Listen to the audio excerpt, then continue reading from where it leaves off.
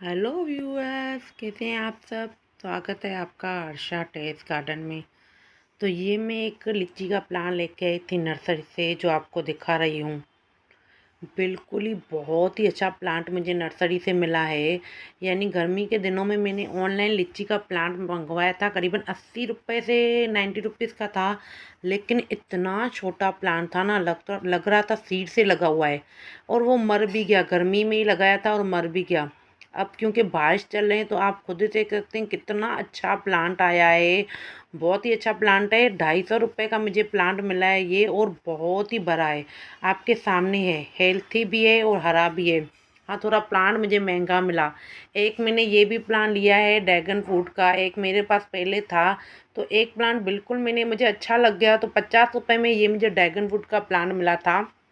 वैसे तो आज मैं आपको दिखाने वाली हूँ अपने लीची प्लांट की रिपोर्टिंग करने वाली थी, सोचा आपके साथ शेयर करूँ, तो साथ में मैं अपना ये प्लांट भी दिखा दूँ। ये भी बहुत अच्छा खासा बड़ा प्लांट मिला है मुझे। इसकी मैं बहुत सारी कटिंग भी लगाने वाली हूँ, एक से कई सारे प्लांट बनाने वाली हूँ। तो चलिए फिर तैयार करते हैं इसकी मिट्टी, कैसे मैं लीची प्लांट की तैयार करती हूँ। ये एक बकेट है मेरी, करीबन 20 से 25 लीटर की मैं कहूँगी बकेट है। बहुत बड़ी बकेट है। तो इतनी ज़्यादा मात्रा में अगर मिट्टी हम ऊपर टेरेस पर डालेंगे तो वज़न बहुत बढ़ जाता है। फ़िलहाल तो मेरे पास सूखे पत्ते नहीं हैं, तो जो भी मेरे नाइनो क्लॉस सूख गए थे या सदाबहार ख़राब हो गए थे, तो उनको मैंने गमले से निकाल कर ऊपर मैंने सुखाने के लिए तो रखा था। लेकिन हमारे यहाँ इतनी तेज़ बारिश है ना, उसके वजह से सारे मुझे ग्रीन मटेरियल यूज़ करना है। तो कोई बात नहीं, ये भी डिकम्पोज हो जाएंगे। बारिश के दिन हैं तो सूखे पत्ते भी थोड़ी मुश्किल मिल रहे हैं। इसके साथ मैं डाल रही हूँ नीम के पत्ते।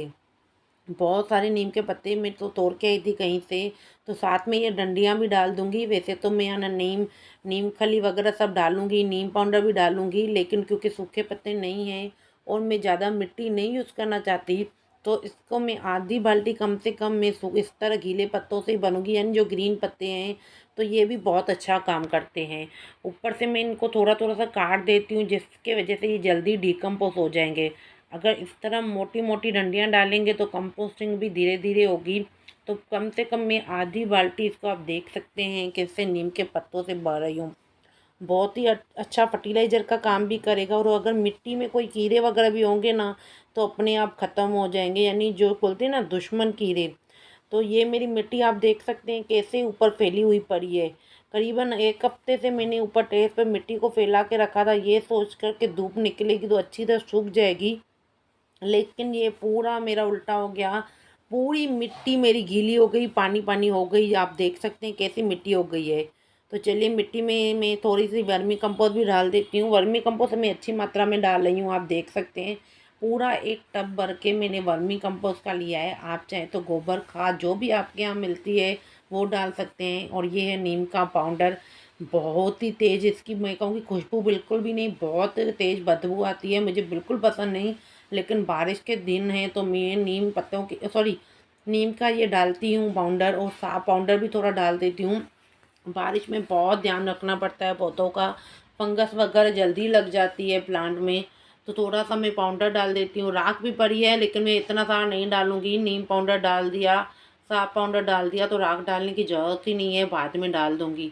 तो बस ज़्यादा नहीं, ये सूखे पत्ते और पत्ते जो पड़े थे ऊपर ऊपर ये भी डाल देती हूँ। मिट्टी को थोड़ा हल्का करने के लिए राइस की भी डाल देती हूँ। परा था मेरे पास, ज़रूरी नहीं कि आपके पास ऑप्शन है राइस के ये सब डालना ही है। अगर है तो इसीलिए मैं डालती हूँ। अगर आपके पास हल्दी है तो आप हल्दी भी डाल सकते हैं, दालचीनी हो तो दालचीनी। मेरे पास पड़ा था साफ पाउडर, ये सब नीम पाउडर, तो मैं डाल रही हूँ। मिट्टी देखिए उलट पुलट भी नहीं हो रही है, यानी इतनी गीली मिट्टी हो गई है। तो इसको मैं अच्छी तरह पहले मिक्स कर लेती हूँ सब पाउडर वगैरह को। उसके बाद ये मैं पूरी बाल्टी भरूँगी। तो पहले मैं ऊपर से थोड़ी सी मिट्टी डालूंगी। और मैं सोच रही हूँ, मेरे पास कुछ लहसुन के छिलके भी पड़े थे, मुझे अभी याद आ गए कि मैंने ऊपर लहसुन के छिलके रखे थे। ये भी गीले हो गए। जो भी नीचे वेस्ट निकलता है ना, मैं ऊपर ला कर ऊपर लाती हूँ और रख देती हूँ, और मैं भूल जाती हूँ फिर। तो ये भी बिल्कुल गीले हो गए। लहसुन के इतने सारे छिलके ऊपर मैं रख के चली गई थी कोने में। अभी मुझे ऊपर याद आया कि लहसुन के छिलके भी नीचे डाल देती हूँ, वैसे भी ख़राब हो जाएंगे बरसात में। तो चलिए पहले मैं इसको मिट्टी से पूरा भर देती हूँ, फिर आपको दिखाती हूँ। तो जब भी अगर आप पौधा लगाते हैं ना तो कोशिश कीजिए शाम के वक्त ही पौधा लगाइए। फ़िलहाल तो मैं सुबह को लगा रही हूँ क्योंकि हमारे यहाँ 2 दिन से बहुत तेज़ बारिश हो रही है, बिल्कुल बंद नहीं हो रही है। आप मिट्टी की हालत देखिए, मिट्टी को 1 हफ़्ता पानी नहीं देना फिर भी चलेगा। और ये मिट्टी बिल्कुल मैं हटाने वाली हूँ, बहुत चिकी मिट्टी है। इसको मैं पहले थैली से बाहर निकाल दूँ क्योंकि अगर चिकी मिट्टी हो ना तो फिर पौधे इतने ग्रोथ नहीं होते हैं। मैंने मिट्टी अच्छी अपनी बनाई हुई है। अगर आप बिगनर हैं या फिर गर्मी के दिन हैं, आपके यहाँ बारिश नहीं हो रही है तो बिल्कुल आप इस मिट्टी के साथ छेड़छाड़ मत कीजिएगा जड़ों के साथ। मेरे यहाँ तो बहुत तेज़ बारिश है और धूप बिल्कुल भी नहा के बराबर क्या धूप निकलती नहीं है 4-5 दिनों से। इसी वजह से मैं इसकी जड़ों को निकाल रही हूँ। आप मिट्टी देखिए कैसी है, बिल्कुल लाल मिट्टी है और इतनी चिकनी है ना। 3-4 दिन से ऊपर पर आई है टेरेस पर। ये भी 4 दिन तो आराम से हो गए। जब मैं गई थी नर्सरी तो ये 2 पौधे ही लेके आई थी। एक मैंने लीची का 250 रुपये का लिया था, एक ड्रैगन फ्रूट लिया था 50 रुपये में। तो मैं ज़्यादा अभी प्लांट्स नहीं लगाऊंगी। फ़िलहाल मैं गई थी विंटर के, अगर कुछ देखूं कुछ आया हो तो। लेकिन विंटर के कोई भी प्लांट्स नहीं आए थे तो ये 2 मैं प्लांट्स लेके आई थी। तो चलिए फ़िलहाल तो इसको पानी में डाल कर रखते हैं, थोड़ी देर देखते हैं इसकी जड़ें अच्छे से निकल जाए। बाल्टी शायद छोटी लग रही है मुझे, देखते हैं। दूसरी बाल्टी मैं नीचे से लेके आती हूँ, ऊपर बड़ी बाल्टी लेके आती हूँ। बिल्कुल छोटी बाल्टी है और मेरा हाथ अंदर नहीं जा रहा है ताकि मैं हाथ से निकाल पाऊँ। इस तरह अगर मैं रख दूँगी तो पूरा दिन निकल जाएगा। चिकी मिट्टी ऐसी होती है ना, बहुत मुश्किल से निकलती है।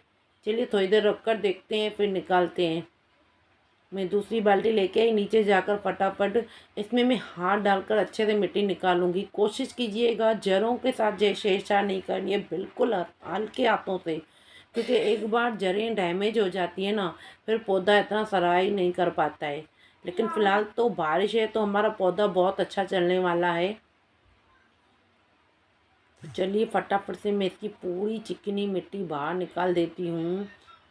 बहुत चिकनी मिट्टी है, मुझसे एक आधा घंटा पूरा लग गया है मुझे हाथ से भी निकालने में, नहीं निकल रही है। आप हालत देखिए बाल्टी की कैसी हो गई है। तो बिल्कुल इसको मैंने चकनाचूर कर दिया, यानी बिल्कुल जितनी भी इसमें जड़ें थी, सॉरी मिट्टी थी, मैंने निकाल दी। कुछ भी नहीं करना है, आपके सामने है। नीचे से आधी बाल्टी से ज़्यादा मैंने सूखे मटेरियल भरा है। उसके बाद जो भी है ना खाद वगैरह थी, कोको सॉरी राइसेस था, वो सब भरा। और सिंपल सा मैं अब इसको इसमें डाल दूँगी। अच्छे से इसकी जड़ें पैक करूँगी। जैसे जैसे नीचे से मैंने कंपोस्टिंग जो भी पत्ते वगैरह डाले हैं ना, वो धीरे धीरे करके उनका कंपोस्टिंग बनता जाएगा और नेचुरली मेरे यहाँ पौधे को अच्छी खासी खाद भी मिल जाएगी। इस तरह मैं एक गड्ढा बना लेती हूँ और उस गड्ढे में अब डाल दूँगी इन जड़ों को। अब मैं इससे ज़्यादा जाना खाद वगैरह अभी तो 2 महीने तक कोई खाद नहीं देने वाली हूँ, क्योंकि इतनी ज़्यादा बारिश है ना। अगर मैंने अभी खाद दी ना तो वैसे भी पानी के साथ निकल जाएगी। अब मिट्टी की हालत देखिए कैसी हो गई है। जितने भी टेरेस पर करीबन मेरे के पास 4 से 5 ऐसे बाल्टियाँ भर के मिट्टी पड़ी है। मैंने विंटर के लिए तैयार करने के लिए रखी थी मिट्टी सुखाने के लिए, लेकिन पूरी मिट्टी मेरी ख़राब हो गई है। तो अभी इसको ऐसा नहीं है कि मुझे छाँव में रखना है, धूप में रखना है। हमारे यहाँ तो बारिश चल रही है तो फ़िलहाल इसको ऊपर मैं यहीं रख दूँगी। बहुत ही हल्की बाल्टी हुई है। इस तरह अगर आप बाल्टी भरेंगे ना, कोई भी बड़ा गमला ग्रो बैग भरेंगे तो बहुत ही हल्का ग्रो बैग बनने वाला है, यानी यहाँ से वहाँ उठाने में भी बहुत हल्का रहेगा। तो ये छोटी छोटी टिप्स थी जो मैं शेयर करूँगी। कोशिश कीजिए जितना भी आपका किचन वेस्ट किचन वेस्ट आप डायरेक्ट मत डालिएगा, क्योंकि वो बहुत गीला होता है। किचन वेस्ट में फिर पानी भी निकलता है। तो बारिश में तो मैं आपको सलाह दूंगी किचन वेस्ट बिल्कुल मत डालिएगा। मैं गर्मी के दिनों में किचन वेस्ट यूज़ करती हूँ और वो अलग से भी बनाती हूँ। बस इसको अच्छी खासी मिट्टी भर दूँगी ऊपर से, जगह छोड़ी थोड़ी सी छोड़ूंगी क्योंकि नीचे नीचे मिट्टी वैसे भी दबने वाली है। इस तरह मिट्टी डालकर पानी बिल्कुल नहीं देने वाली, 2-3 दिन तक तो छोड़ दूँगी, पानी नहीं दूँगी जब तक मुझे नहीं लगता है इसकी मिट्टी सूख नहीं गई है। तो आज के लिए इतना ही। अगर आपको मेरा वीडियो अच्छा लगा हो तो प्लीज़ प्लीज़ मुझे बताइएगा कि मेरा वीडियो कैसा लगा कमेंट करके। और हाँ, साथ में लाइक करना बिल्कुल मत भूलिएगा और सब्सक्राइब ज़रूर कीजिएगा।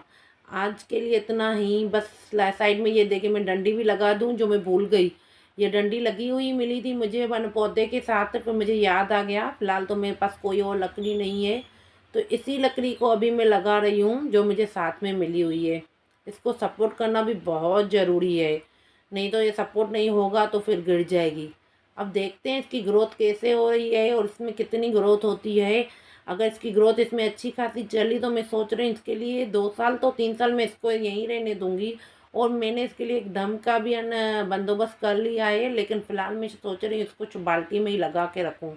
तो बिल्कुल इसको सपोर्ट देना ज़रूरी है, नहीं तो तेज़ ऊपर हवाएं भी लग रही है और बारिश भी तेज़ है। हवाओं की वजह से शायद ये पौधा गिर जाए। देखिए कितनी चिकनी मिट्टी, यानी ये अटक भी नहीं रहा, मतलब मैं लग ही नहीं रहा, इतनी चिकनी मिट्टी हो गई है। पानी पानी मिट्टी में हो गया है। आपके सामने मिट्टी की हालत देखिए बरसात में कैसे हो गई है।